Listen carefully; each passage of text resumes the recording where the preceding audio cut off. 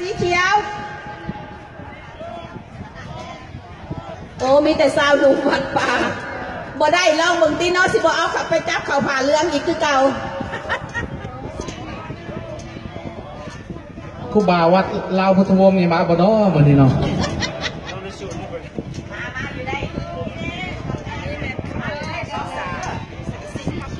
สีเขียวเขาละ เกี่ยวเข้า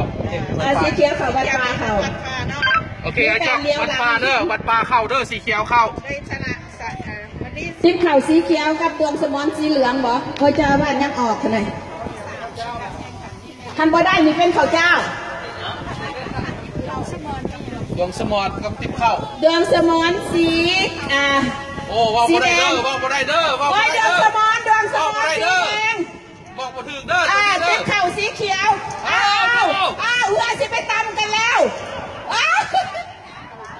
โอ้ยจะมาเห็นนั่นกันเบิดเลยดวงสมอนแบบนี้เอาขึ้นทิพเข่าขึ้นแล้วทิพเข่าวอชิงตันดีซีทิพเข่าทานบุญดวงสมอนสีแดงอ้าวสมาเจิดไปพูดมาทิพไปตึกเป็ดบ่นอไปตึกเป็ดบ่นอติ๊บเข้าโอเคได้ทิพเข่าเขียน3สนามในห้อง3แล้วก็สิได้เข้า